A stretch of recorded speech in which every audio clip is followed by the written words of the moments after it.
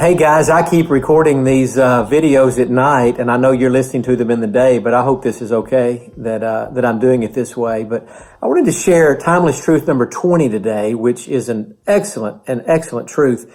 It simply says this: the safest, most peaceful place to be in all the world is in the center of God's will.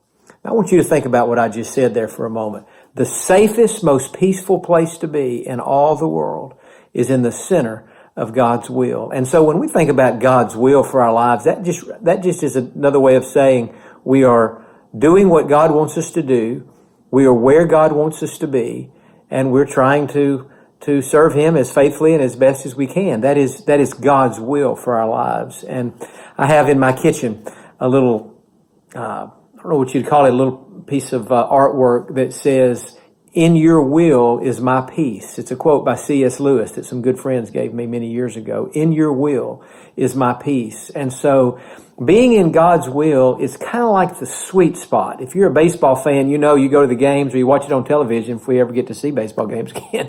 And if a batter swings that bat and he hits that ball on what they call the sweet spot of the bat, that ball will probably go out of the ballpark, because that sweet spot is just that. It is that part of the bat that when it connects to the ball, it just makes incredible impact.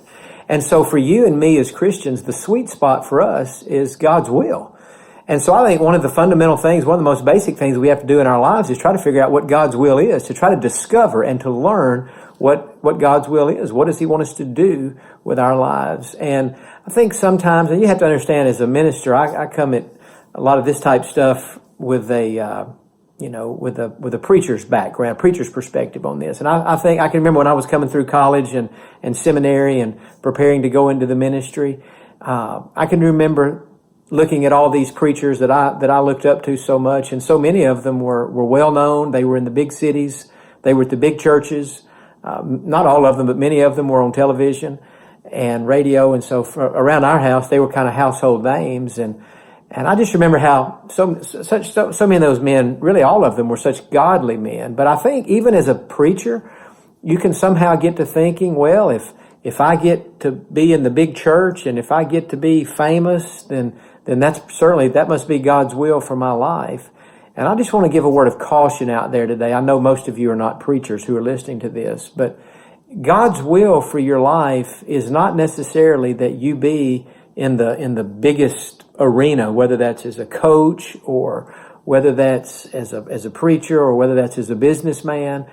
No, God's will is not that way at all. God has a very specific will and plan for your life, and He wants you to be in that. I can remember when I was in seminary, this was in the early to mid 1990s.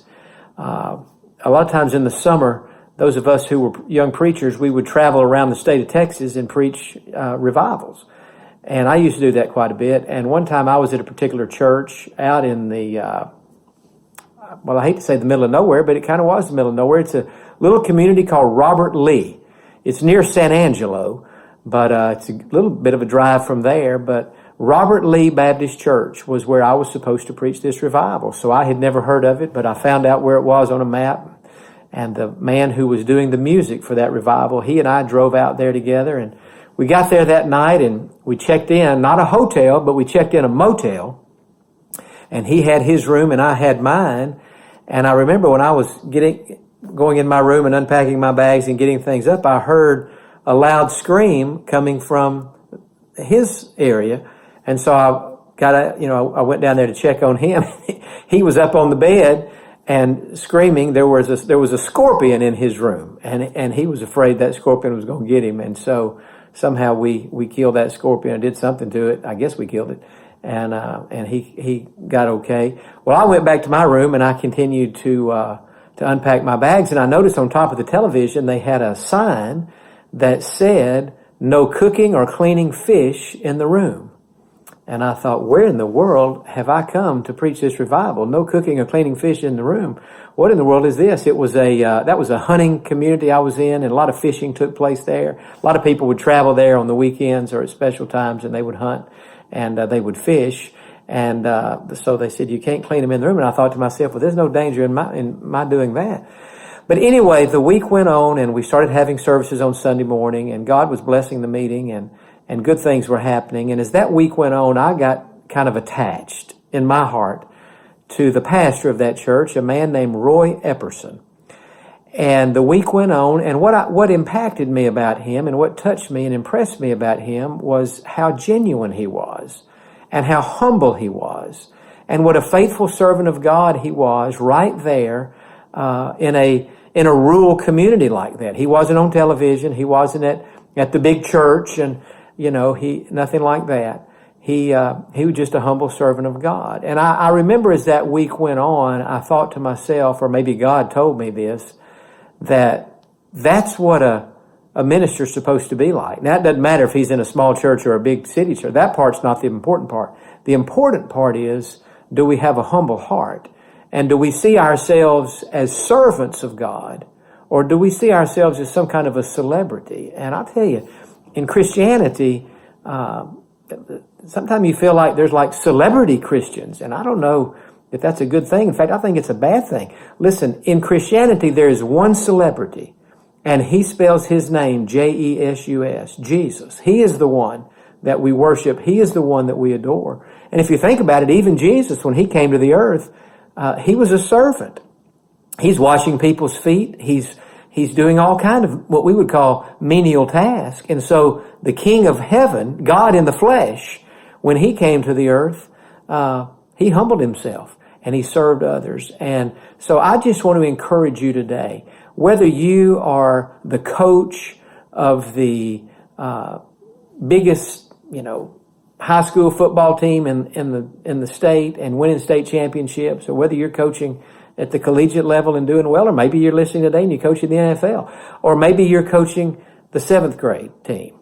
And, it's not very prestigious, and it's not really exciting. Let me tell you something.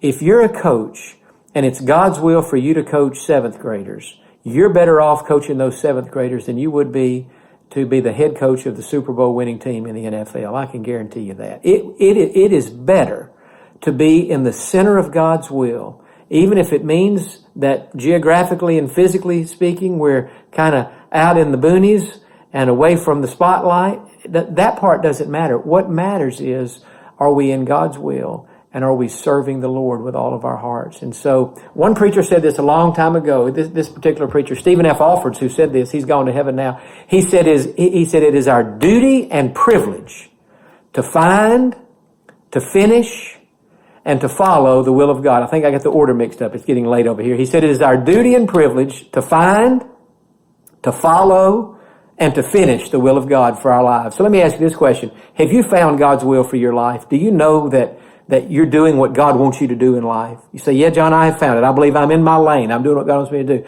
Okay? That's the first step, to find it. Your next step is to continue following that. Just keep doing what God wants you to do until you're not on earth anymore, till you go to heaven, and finish it.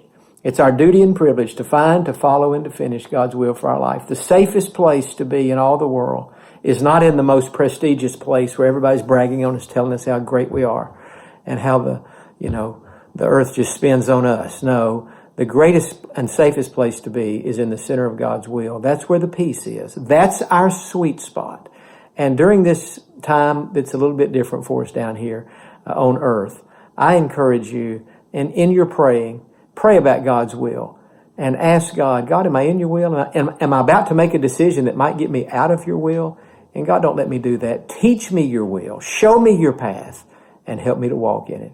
And so I hope today that you will walk in the peace, in the joy, in the confidence, and the contentment of knowing that you are in the will of God. Have a great day. I look forward to being with you when it's my turn again.